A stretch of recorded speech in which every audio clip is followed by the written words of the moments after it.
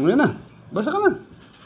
Ang pagsimulan ng Evangelyo ni Jesu Kristo, ang anak ng Diyos. Ayon sa pagkasulat kay Isayas na propeta. Narito, sinusugo ko ang aking sugo sa unahan ng iyong mukha. Maghahanda ng iyong daan. Ang tinig ng isang sumisigaw sa ilang, ihanda niyo ang daan ng Panginoon. Tuwirin ninyo ang kanyang mga landas.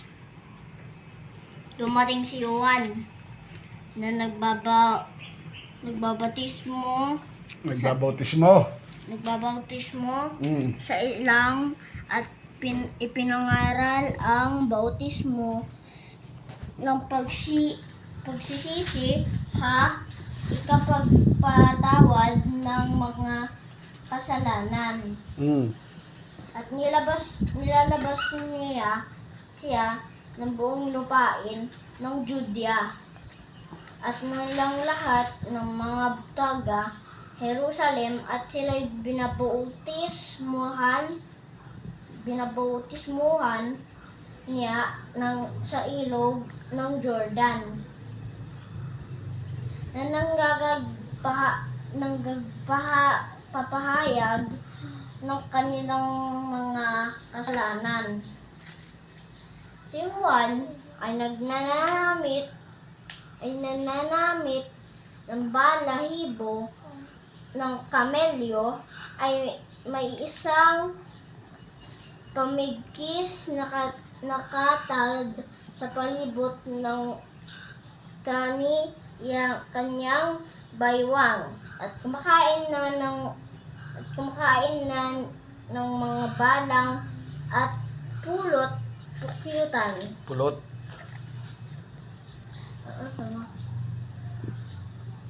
Ang sunod.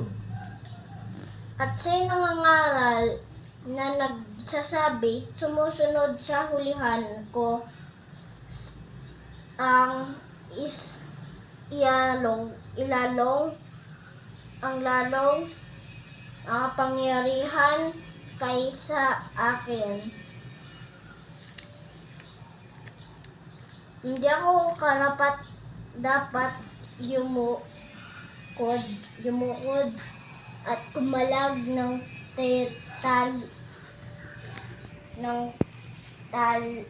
tali ng kanyang mga pangyapak.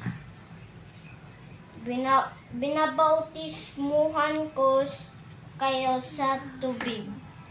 Datapwat kayo'y babautismuhan niya sa Espiritu Santo.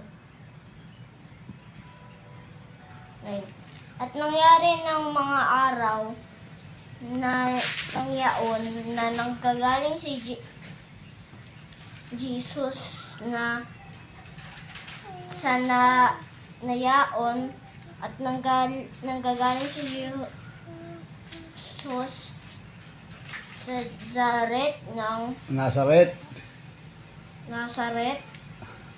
Jesus ng Nazaret. Ng Galilea.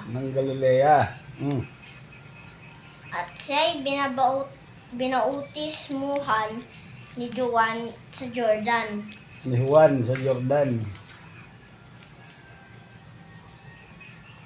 At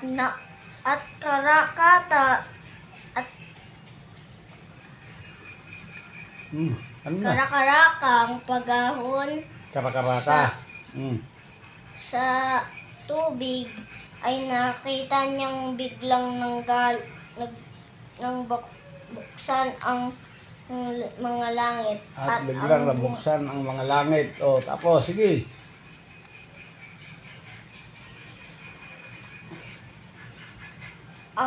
Ang Espiritu na tulad sa isang kalapati na bumababa sa kanya.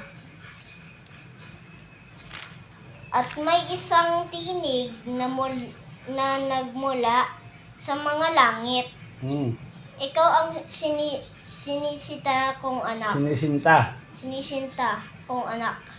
Siya. Sa iyo, ako lubos na nalulugod. At pagdakay itinaboy siya ng espiritu sa ilang.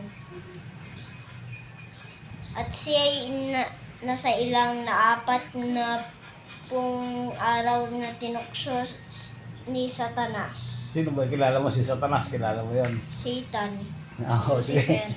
Tinanong ko lang kung kilala mo. Kumpare ko yun. At kasama niya ng mga ganid at pinaglilingkuran siya ng mga anghel.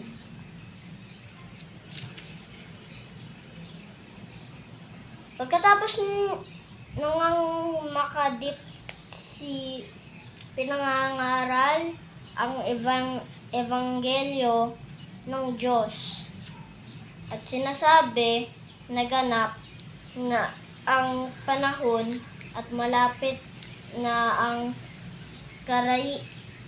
kaharian ng Diyos, kayo'y manggagsisi at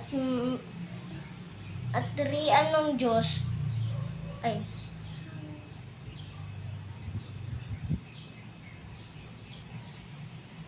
at Magsisampalataya sa evangelyo sa at Ebanghelyo. pagdaraan sa tabi ng dagat. Tapos na. Tapos na? Meron akong sasabihin. Ano yun?